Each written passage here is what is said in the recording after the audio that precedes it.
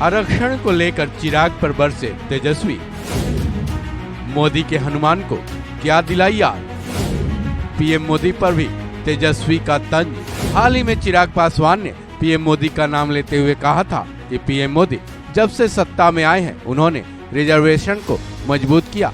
चिराग पासवान के इसी बयान पर बिहार के पूर्व सीएम तेजस्वी यादव से जब सवाल किया गया, उन्होंने चिराग पासवान को न केवल आरक्षण का पाठ पढ़ा डाला बल्कि चिराग पासवान को सलाह भी दे डाली कि चिराग पासवान को अपने पिता स्वर्गीय रामविलास पासवान के भाषणों को सुनना चाहिए ताकि उन्हें पता चल सके कि उनके विचार बीजेपी आरएसएस के प्रति क्या थे। उसके बाद तो तेजस्वी ने यहाँ तक दावा कर दिया कि मोदी जी हैं तो न केवल रिजर्वेशन बल्कि लोकतंत्र और संविधान पर भी खतरा है। और देखिए, इस पे ज्यादा हमको टिप्पा टिप्पणी नहीं करना है।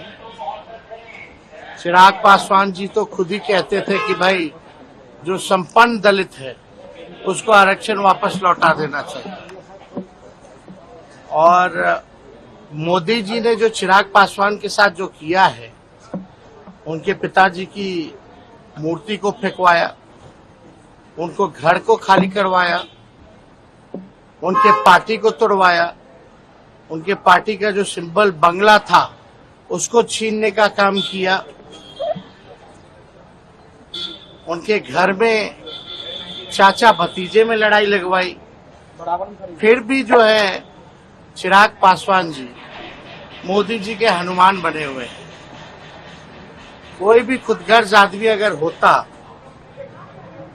तो मोदी जी के साथ नहीं रहता, लेकिन पता नहीं चिराग पासवान जी की अपनी सोच है, स्वतंत्र है किसी के साथ भी रहने के लिए।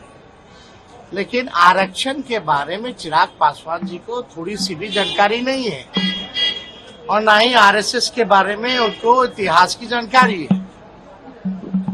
थोड़ा आरएसएस के बारे में जानकारी प्राप्त कर लेनी चाहिए और जानकारी उनको तभी प्राप्ति हो सकती है जब अपने पिताजी का, रामविलास जी जो हम सबों के नेता थे, उनके भाषणों को वो सुने। उनका भाषण जो है रामविलास पासवान जी का, चिराग पासवान जी पहले सुने, समझे। उनके पिताजी ने कई बार ये बात कही कि बीजेपी आरक्षण को समाप्त करना चाहती, दंगाई पार्टी है। इसके कारण उन्होंने केंद्रीय मंत्रिमंडल से इस्तीफा भी दिया था। तो ये सब लोग जानते हैं, लेकिन चिराग पासवान जी बेचारे नादान हैं, है ना। वो इधर उधर कोई भटका देता तो भटक जाते हैं। थोड़ी जानकारी ले करके बात करनी चाहिए। मोदी जी है तो आरक्षण पर खतरा है, मोदी जी है तो लोकतंत्र और संविधान पर खतरा है। ये यथार्थ है, सच्चाई। कान बंद कर करके नहीं रहना चाहिए, आंख बंद करके नहीं रहना चाहिए। आंख खोल के, कान खोल करके देखना चाहिए कि भाजपा के नेता, सांसद, कैंडिडेट बार बार इस बात को कह रहे हैं 400 पार लाओ और हम संविधान को बदलेंगे।